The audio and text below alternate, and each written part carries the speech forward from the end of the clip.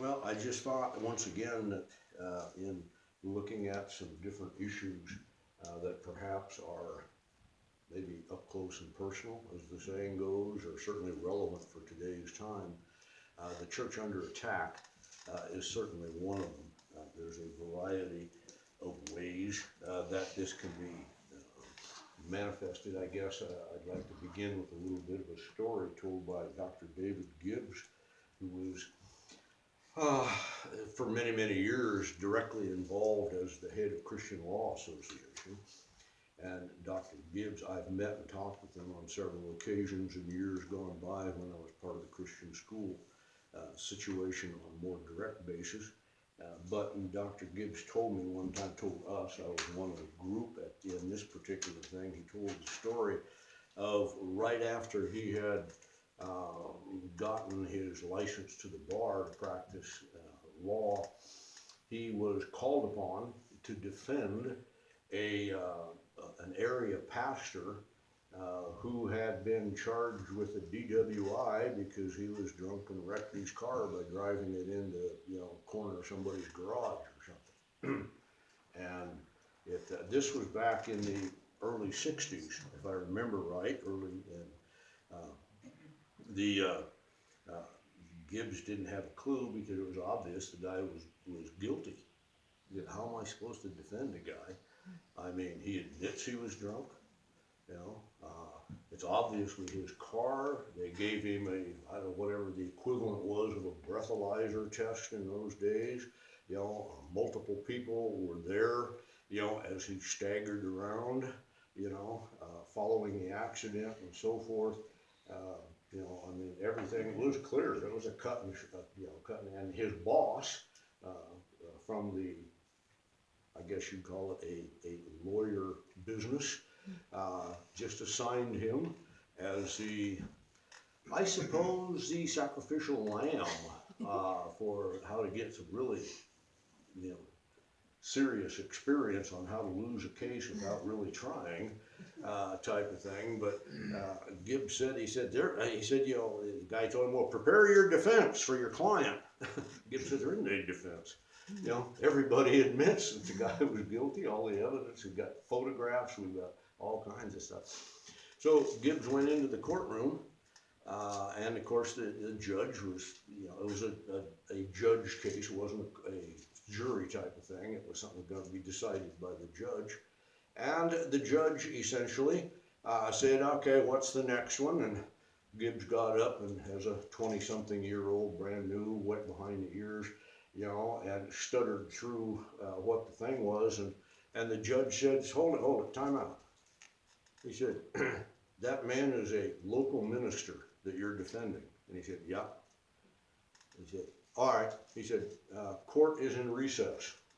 He said, I want to talk to the prosecuting attorney and the defense attorney in my chamber.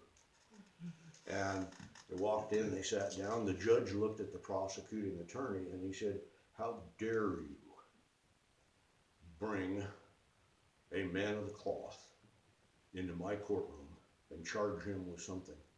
He said, but the guy said, well, he's guilty. He said, that's not the point. He says, this man represents Jesus Christ in this community. And we are not going to convict a pillar of the church, regardless of how sordid he might be on a personal basis, because that would drag Christ's name right through the mud in our community, and I'm not going to have it. Your case is dismissed. So Dr. Gibbs said, I won my first case. I got the defendant off. I mean, tongue in cheek type of thing. I would suggest to you that our country doesn't take that attitude towards the clergy anymore. Now, it wasn't that anybody possibly even offered an excuse for the man's drunkenness.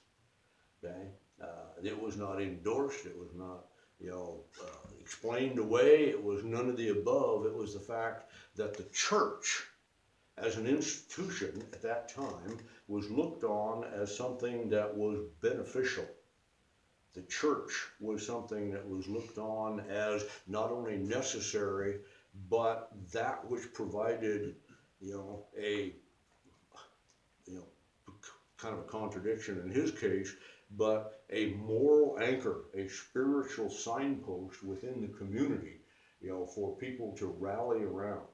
In other words, Christianity in general was viewed as something positive, something to be pursued, something that the community wanted to be known for instead of throwing rocks at. And it just been an attack on the church ever since, in light of this little, probably be more than one part, I don't know for certain. But we find that the tide of societal approval has shifted. So why is the church being diminished as far as its role even in our own culture? And I'm not really, there'll be some references to worldwide, but I'm really talking about inside of the United States, not just inside of North America even, but inside the States. Apathy. Apathy? What other? Yeah, apathy. I remember apathy, that it's kind of a tongue-in-cheek thing, but back in the early 70s, I guess it was, there was a talk radio show that was in Florida someplace, and they'd advertise for a week that at 1 o'clock on Friday afternoon there was going to be a 90-minute phone-in on apathy, the big problem was nobody phoned in. Nobody cared. But somebody else, Kent, was that you?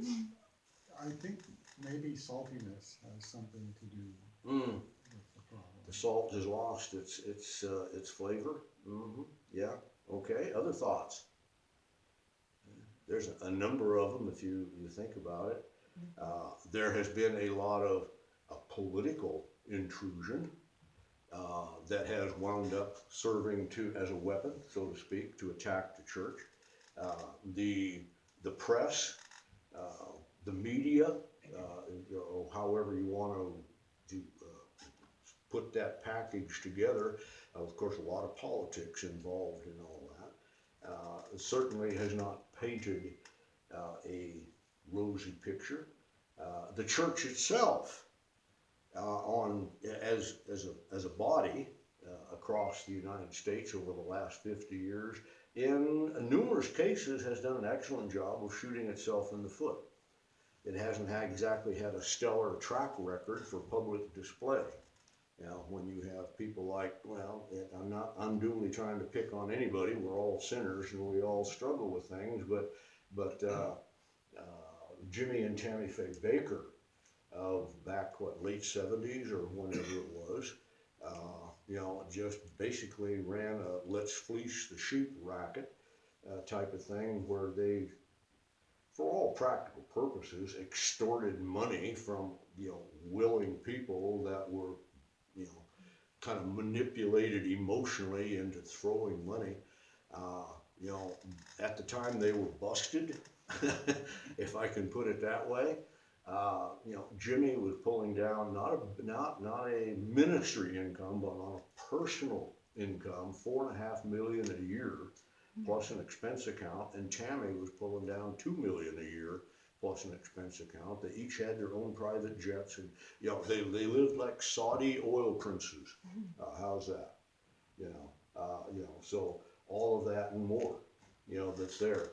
Again, not trying to unduly, characterize them as that was the problem and the rest of us are gold. No, that's not the issue.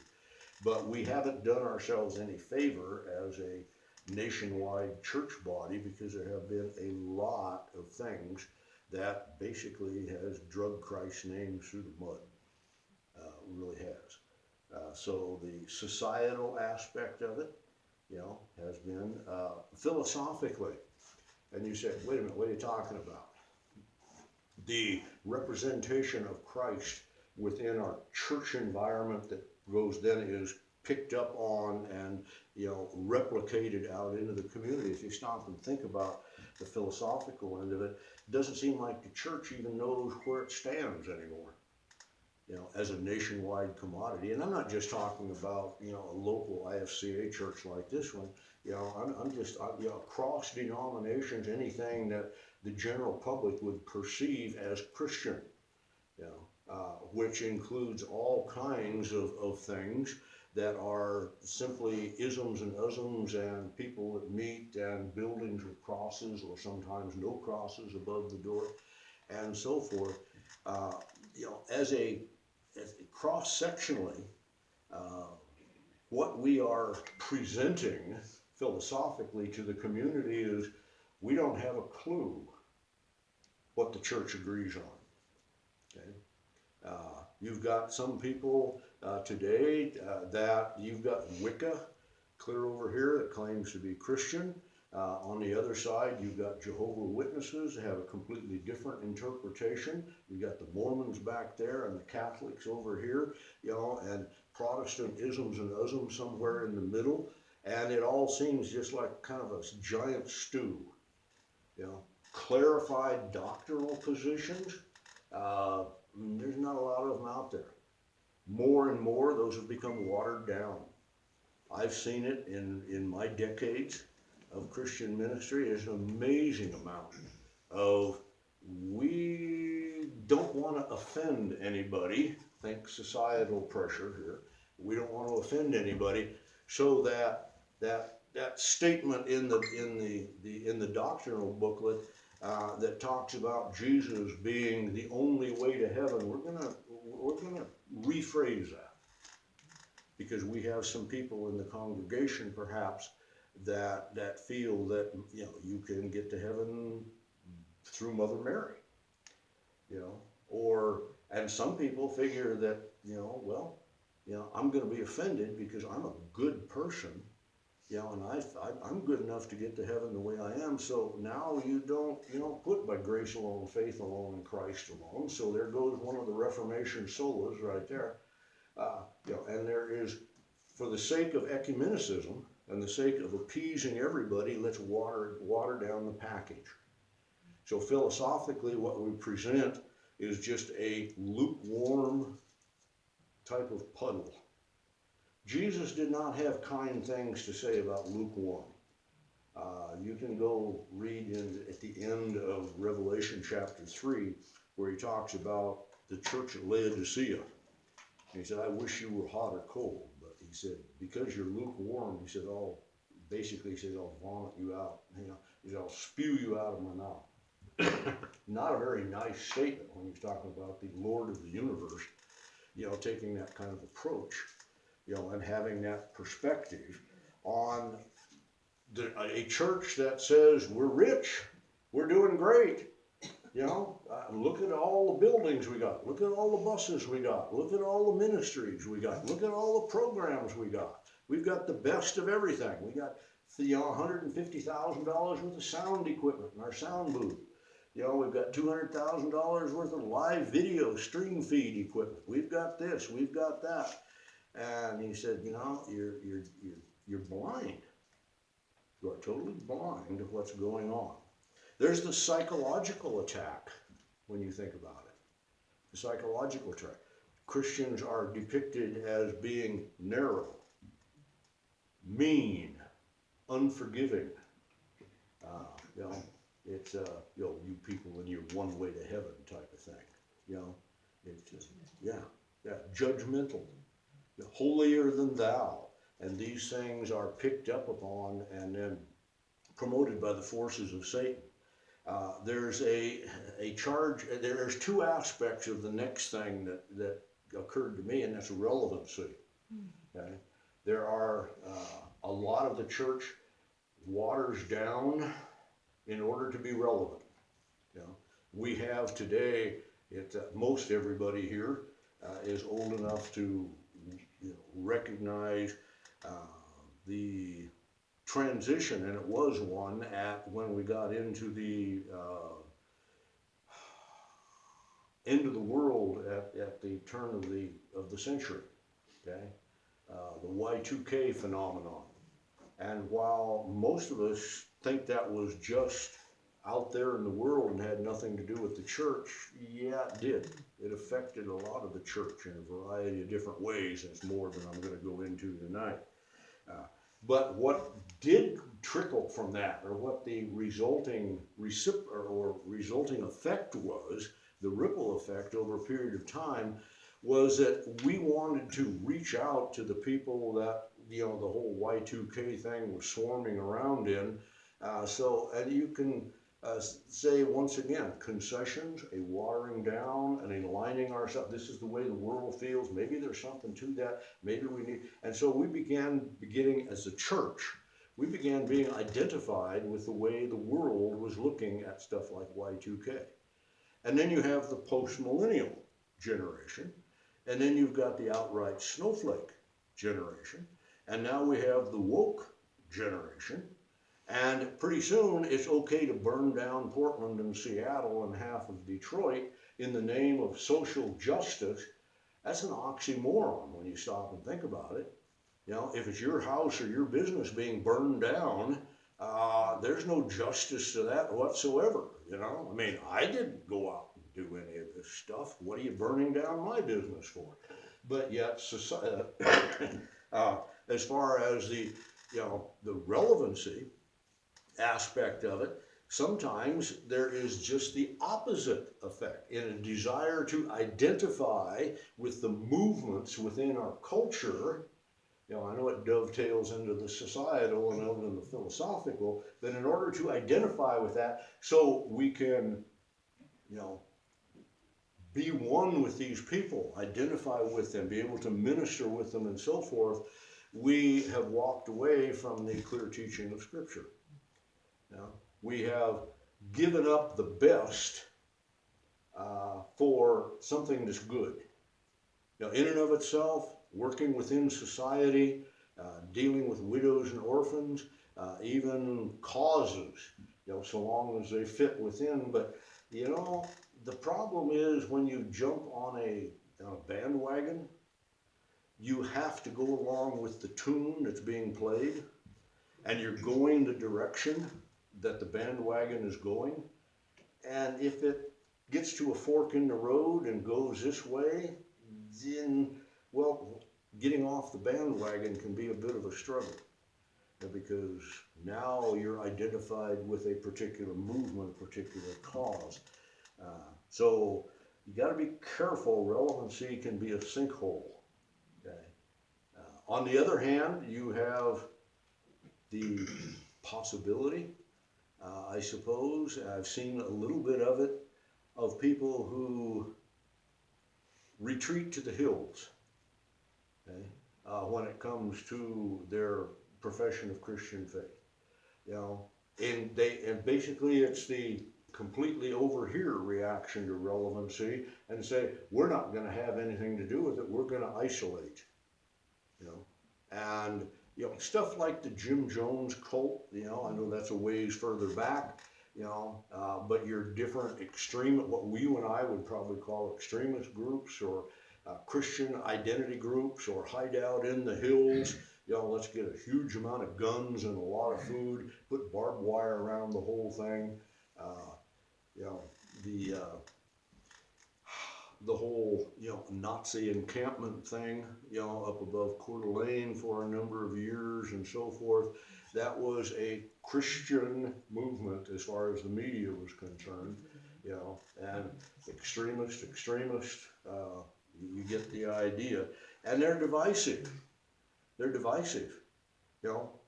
You talk to people, even inside of Christianity, and they want to know, well, are you for or against? What are you talking about?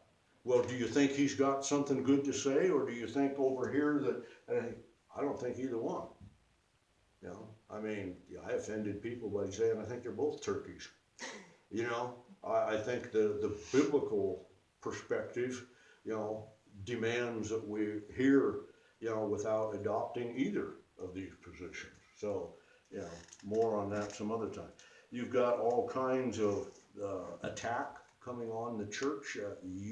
For the most part, most people in congregations don't recognize it, but it boils down to, in our country, governmental interference and stuff like tax exempt status that affects finances, within the church. There's taxation circumstances. The church is being attacked continually. The IRS wants its, 3 pounds of flesh, and they see the money that churches bring in and they want their cut. Historically, church and its ministries has been tax exempt, but the pressure in the financial realm is keep nibbling away at it, try to take away a little bit here, take away a little bit there, mandate this, pressure that, and so forth, okay? Then you have, I think most of us realize that where the true battle is. Take your Bibles and go to Ephesians chapter 6. It's not a surprise passage by any means for us, but in Ephesians chapter 6, you have a definition, because you figure, you got a lot of this stuff that is impacting the church. I mean, on a lot of different levels. It really is. It's a multi-compartmented attack. It truly is on multiple levels. Who's the brains behind all this? Is it just happen this way? Well, not biblically. Biblically, it's a coordinated attack. Okay, Paul wrote to the Ephesian church. Somebody read in chapter 6, starting with verse 10 and read down through verse 12. 10 through 12. Finally, my brethren, be strong in the Lord and in the power of his might. Put on the whole armor of God, that ye may be able to stand against the wiles of the devil. For we wrestle not against flesh and blood, but against principalities, against powers, against the rulers of the darkness of this world, against spiritual wickedness in high places. Okay. Now, there's something I want to reinforce here. Paul is not saying that you don't have earthly enemies. He's saying the real battle is on a spiritual realm, and the manifestation of those battles is often the Mao Zedongs, the Adolf Hitlers, or whoever else that you feel history puts in that vile, nasty, butchering, type of inhumanity to man category. But it tells us that where the real battle is, where the real problem is, and everything that goes with it. Look at 1 Peter chapter 5, if you would. P's are back towards the book of Revelation there. 1 Peter chapter 5, and somebody would read verse 8 for us, please. Be sober, be vigilant, because your adversary, the devil, as a roaring lion, walketh about, seeking whom he may devour. And verse 9 too, please. Whom resist steadfast in the faith, knowing that the same afflictions are accomplished in your brethren that are in the world. Okay? Now, notice how this is phrased. This is Peter 2,000 years ago, being instructed by God that we are to be sober and vigilant. I'll be honest with you. When it comes to spiritual battle, spiritual attack, spiritual truths, most things spiritual, the average churchgoer that claims Christianity in the United States is neither sober nor vigilant. They don't have a clue what's going on. We kind of are in the, see no evil, hear no evil, speak no evil type of thing, and we just figure if we ignore the whole thing, it somehow is going to go away on its own. I don't think so. Peter didn't take that philosophy. Now, I realize that we are not, given the ministry of criticism. Have you noticed in spiritual gifting, there is no such thing as the gift of criticism, or the gift of tearing down, or the gift of character assassination. It's real easy to find, or the gift of gossip. Wow. Hate to pop the bubble. Be sober, be vigilant. By the way, these are military terms. Be clear-minded and be on guard. Okay, why? Because we have, here, Peter uses the term adversary. We have somebody in open opposition that will be more than happy to attack if you give him an opening. And if you're not sober and vigilant, you're gonna get hammered. That is an individual truth, it's a local church truth, it's a church nationwide, a church universal truth. Okay? We let down our guard, we're not clear thinking about what's going on, and wham, we get hammered. And all of a sudden, we find this legislated against, or society's gone the other direction. I can pretty well guarantee you that, if I remember right, Dr. Gibbs said, I think it was a Lutheran pastor, that's not tearing down Lutherans, it just comes to mind. But I can guarantee you if the same situation had happened to the Lutheran pastor, in the last 10 years, the guy would be in for some serious financial penalty, loss of license, possibly even some jail time, community service. That's kind of a joke, isn't it? Community service for a pastor, Anyway, in that case, he might need it. If he's into the suds that heavy, he probably needs a little help along the way. Maybe even to, swing by somebody that can straighten him out a little bit. He says, your adversary, the devil, Satan himself. He says, just like it's a roaring lion. He's not a roaring lion, but the action he takes is very similar to a roaring lion in the human sense. It walks about seeking whom he may devour. Now, I realize that the popular response to that in much of Christianity is Satan is attacking unsaved people and doing rough things and nasty things to unsaved people. That's not the context of this passage at all. He's talking about Satan attacking Christians. And there has been the standard response, is there's nothing tastier than a little Christianette, that's got all the nice little holy sauce sprinkled on him, and Satan will start on one end and just chew all the way through. Okay? And by the time he gets done, now we're not talking about salvation. We're not talking about security of the believer. We're talking about having several things annihilated. One is your Christian witness. Number two is your zeal, your enthusiasm for God.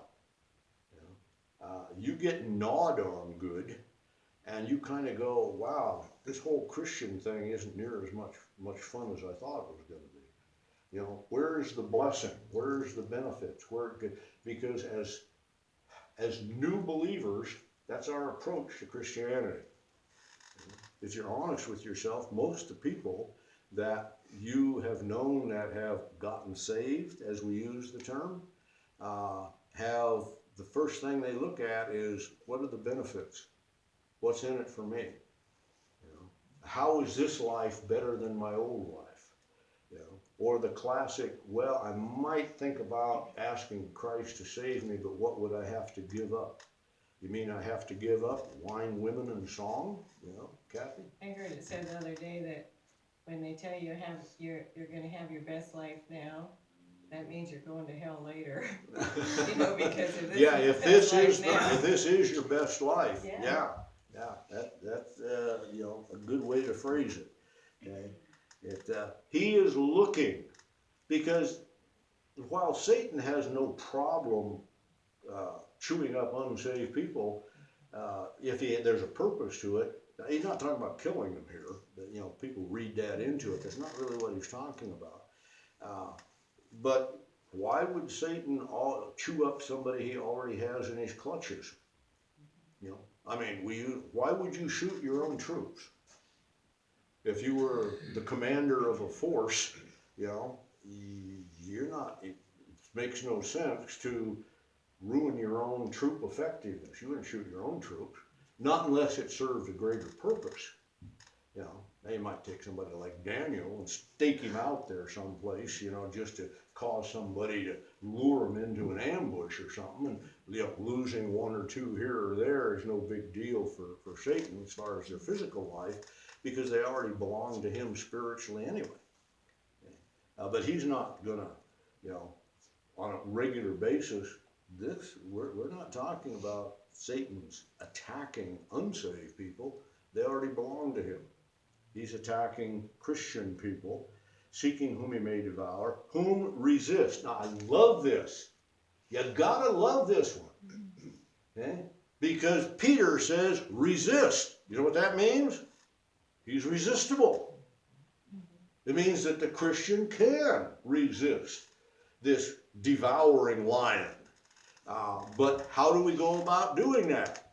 You know, it's, scream and holler and wave the flag. That's not it. Pretending that there is no spiritual realm. That's not going to work. Pretending something doesn't exist doesn't make it not exist. It just means that you got your head stuck under a pillow. That's all it does. Whom resist steadfast in the faith. Steadfast in the faith. Okay?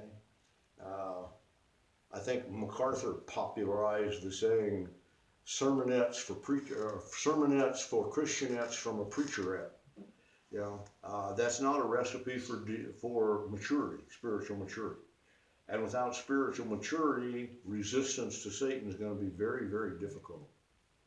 It really is. Because Satan's very good at what he does.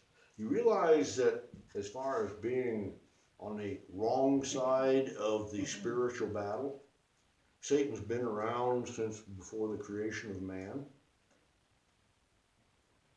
You don't think he hasn't picked up a few things along the way as far as opposing God?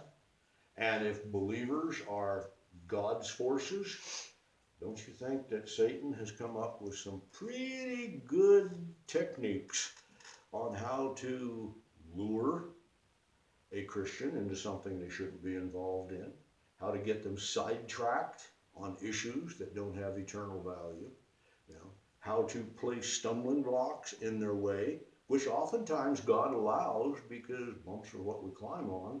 And in order, it's count it all joy, my brother, when you fall into various temptations and afflictions, because these test your faith and allow us the opportunity to grow. Now, having said that, as James put it in chapter 1, if you don't respond correctly to those stumbling blocks, your faith is going to be damaged. Mm-hmm. Yeah. It's not automatically, oh yeah, I see a stumbling block, so I'm just going to go ahead and do my thing my way and everything will be fine. No, it won't. It says resist steadfastly in the faith. Okay? Those reformers 500 years ago that, put their very lives on the line to come up with the 5 solas, and I wish they'd have done more, that's not the point. But when they came up with those and broke away from the established religion, of Rome at the time, they put the whole package, on the line. Why? Because of biblical faith. And their resistance was based upon the fact that this is what God's Word says about these critical 5 issues that should define our Christian faith at a base level. Okay? Resist steadfast. Great victory. Like I said, unfortunately, I don't think they probably, it's too bad they all died and wore out before they, carried the work on to another level. But, as far as they got, we are grateful that God provided that. Okay? Knowing, verse 9 says, knowing that the same afflictions are accomplished in your brethren that are in the world. That also is a great comfort. There's people that are for the cause of Christ that are suffering throughout the world. It's not just the Ukrainians. You've got people, oh my goodness, the Muslim persecution, in Africa is almost completely unbelievable. If you think Fox's Book of Martyrs is kind of gruesome from a human perspective, the stuff that, what the media calls extremist groups, are doing to Christian people throughout a lot of Africa is just brutal. I mean, it defies description. It really is. They are surrounding villages in the middle of the night, killing all the men, okay, taking everybody else captive, women and kids, raping the women, most of them until they are to the point of death, and then slitting their throats and leaving them in the brush. And when they get done with the girls, selling the girls off, as sex slaves, or brides within the Muslim concept of things, and the boys become servants. And if they are too untamable, they'll just shoot them and let the hyenas eat them in the brush. This stuff is going on by the hundreds and the thousands, and has been going on now for 40 years over there. Okay? It's not a popular thing for us to hear about. It doesn't really affect the supply of oil. Nobody's got nuclear weapons and etc. So the press and the politics just don't even cover it. But yet we need to identify. Voice of the Martyrs is a good source, by the way. If you want to keep track of the persecution of Christianity around the world, there's all parts of Indonesia. We won't even talk about China. Just brutal type of stuff. It really is. Turn, if you would, then over to 2 Corinthians chapter 4. Because we need to recognize that, number one, this is 2 Corinthians 4. This is yes, it is a spiritual battle. But physically, the believer can die in a spiritual battle, and the way it plays out in human form. Okay? You have, you've got a pretty good example of what's going on in the Ukraine today, because the Ukraine's got a much higher percentage by far of professing Christianity than the United States does, percentage-wise, per capita. Yeah, it's much more a Christianized nation. SGA, for instance, has been very active over there. Their Urban Theological Seminary is just out of the capital city. It's now been, it was used for refugees there for a while, and I think now it's been overrun by the Russian forces and so forth. Yeah, what you really, however, often don't think of is how many Russian Christians are in the Russian army, and the tug of war that they're caught up in. How do you do that? It's real easy when you're convinced that you are on the side of righteousness, and you can charge and shoot and kill and burn, and take captive and everything else because you're the cause of God. Your side is the white hat guys. But what happens when you're not so sure about the clown giving the orders, and whether they're, in some cases, even legal orders, let alone righteous orders, and you suspect that there's all kinds of wheels going in the machine back there that's making these decisions that are throwing you into harm's way, and how do you handle that? Well, you can obviously say, I'm not going to do that. In the Russian army, that will get you shot. So is that a solution? Well, maybe it is, maybe it isn't. It's a rough situation that some of these circumstances find ourselves. Somebody read 2 Corinthians chapter 4 and read verse 4 for us. In whom the God of this world hath blinded the minds of them which believe not, lest the light of the glorious gospel of Christ, who is the image of God, should shine upon them. Okay? Now he's talking about Satan, the god of this world, the world system. Okay? There's two major words in the Greek for world, and then there's a word that's used on a minor basis as well. Reference to Satan. Jesus called him the prince of the power of the air, the prince of this age, the prince of the world.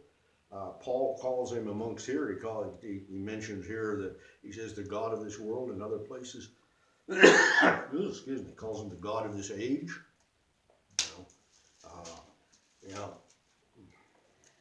The writers of the New Testament, and even Jesus himself, very clearly recognized that Satan was alive and well on the planet Earth. I don't know how much longer the voice is going to last. In any case, we'll do what we can here, okay?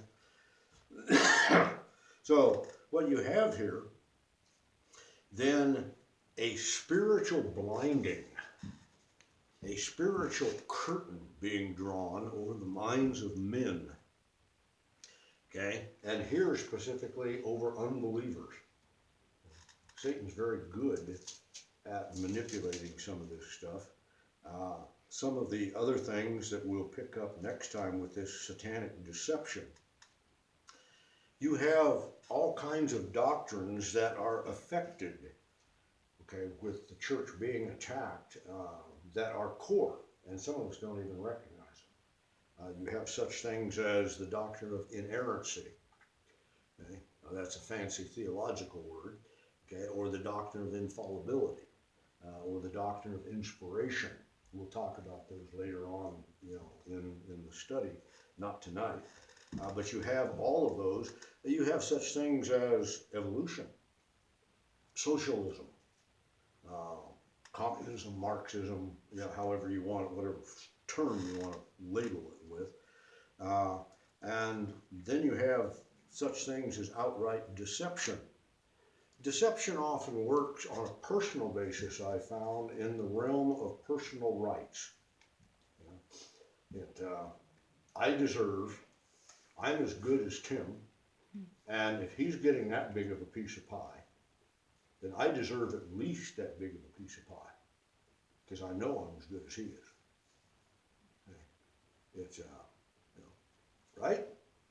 That's humanly, that's the way we respond. Not very Christ-like, but that humanly, that's the way we work.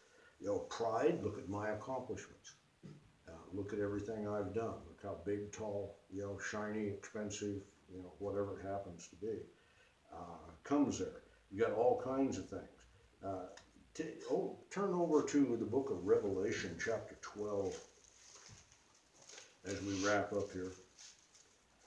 Getting close to out of time and out of voice both, so I guess that's God telling me it's time for me to quit. You know, I can feel that ice cream sliding down my throat already. All right. Somebody in chapter 12, the book of Revelation, read verses 9 and 10 for us, if you would, please. And the great dragon was cast out, that old serpent called the devil and Satan, which deceiveth the whole world. He was cast out into the earth, and his angels were cast out with him. And I heard a loud voice saying in heaven, Now is come salvation, and strength, and the kingdom of our God, and the power of his Christ. For the accuser of our brethren is cast down, which accused them before our God day and night. Okay, thanks, Tim. Chapters 12 and 13 are an interlude in the chronology of the book of Revelation. Just as a reminder, I know we've gone through it before.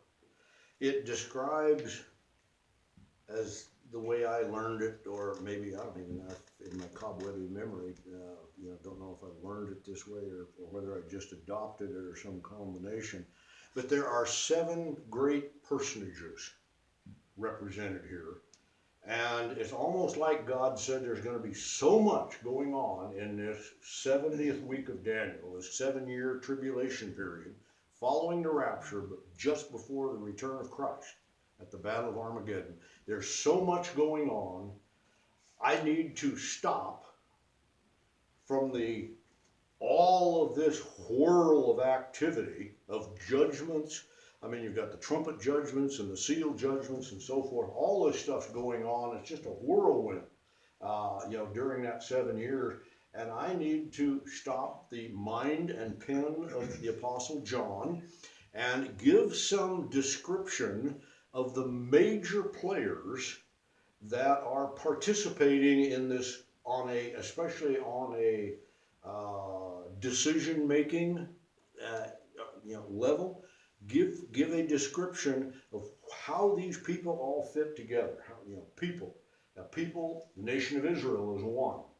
Okay, for instance, you know, you've got God, you've got Satan, you've got a variety of these players that are on the stage. Daniel's 70th week, 7-year thing, it's just kind of like a big stage play, is one way to look at it. And you've got important actors that are making appearances and doing certain things and making proclamations in certain areas. Got the Antichrist, for instance, that pops up and so forth. Well, Satan is one of them, and in these verses that Tim read, you have different names that are here. If you stop and think about it, in verse 9, the great dragon, the old serpent, the devil, Satan, who deceives, so he's a deceiver, the entire world. And then in verse 10, he talks about him being the accuser of the brethren. A number of different names, and names that are given to describe the character of Satan and his activity, how he operates. You know, the police forces of the world talk about an MO, a modus operandi, a serial killer, or a repeat bank robber, you know, even burglars. They're looking for certain type of houses and certain type of communities that have, you know, a certain type of lack of security, you know, and so forth. And they develop a modus operandi, Latin term, method of operation. You know, how we case a joint, how we break into a joint, when we break into a joint, what we take, what we don't, you know, on and on it goes. You get the idea. Serial killers do the same thing. All your criminal element, except for the crimes of passion, as they puts it, are doing the same thing. They develop a methodology and they teach you, these names do, something about how Satan operates and his forces operate, okay? The one here, and we'll develop some others later, but that is deceiver. That is one of the main things that Satan and his operative force is known for. He's a good con man, okay? Most of us will think of the example recorded in Genesis chapter 3, where he came to Eve, innocent in the garden, and said, Yea, hath not God said, thou shalt eat of every tree in the garden? And Eve responds with a non-biblical response. She says, you know, God has said we can eat every tree, but that one tree over there with the potatoes hanging on, well, who says? I mean, they could have grown any way God wanted them to back then. They said pomegranates, I don't care. You can, oranges, lemons, apples.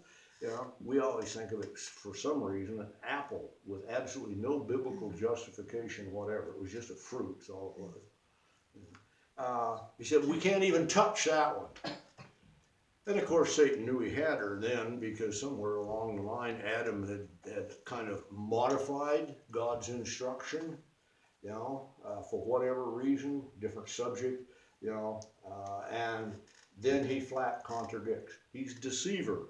In fact, the chapter 3 opens with, now the serpent was more subtle than any other creature in the garden. Okay, that's a King James word. Okay, subtle means what? Deceptive. Means he was a deceiver. Crafty. Yet some translations would use the term crafty. Okay, he's a sneak artist. Okay, he's a deceiver. He'll find a crack in the spiritual armor of the believer, and he'll say, breastplate is good. Can't mess with the shield. The sword looks wicked. You know, that's all. And the headpiece, nah. But the guy forgot to put on the shin guards. You know, I can guarantee you can disable a guy pretty fast if you kick him sideways in the knee joint and break his knee. And all the rest of that armor doesn't do you a whole lot of good, because you now have no mobility and you're laying on the ground screaming in pain. Okay? The whole armor of God is what is emphasized, not just take the parts that you think are really cool, you know, take the whole thing. So you have to know what the armor is and how to put it on and how to fasten it and how to use it, you know.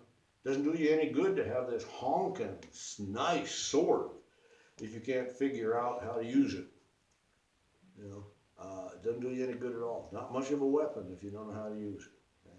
Satan is the deceiver. He's accuser of the brethren, but that deceptive thing. He deceives us into thinking that the role of the church, in his attack on the church, he'll tell you that the role of the church is to take care of the poor. Worthy. But that's not actually the main role of the church. The role of the church is to, and you can kind of fill in the blank, because if he can get us sidetracked on the really good stuff, we're distracted from the best. And in doing so, we settle for less than what God says we should be looking at doing. So you kind of get the idea of what's going on there. So next time we're going to look at the battleground itself. It's one more piece of the puzzle as well. Let's close in prayer, shall we? Father, thank you for this time. We thank you for your word having the clarity to establish a baseline for us. We are part of the great contest between righteous and unrighteous, between good and evil. Oftentimes we look at it, we're caught in the middle between the desires of God and the deceptiveness of Satan, his arch enemy. Lord, give us a true spirit of discernment as we do buckle on that armor, realizing that the church is being attacked on many fronts. It can be the manipulation of the mind, or facts, or even news reports. It can be those things that sometimes we don't even think about, the psychology of our time, or the relevancy of the age that we live in and what we prioritize with our activities and our finances. Lord, thank you for this time together in Christ's name. Amen.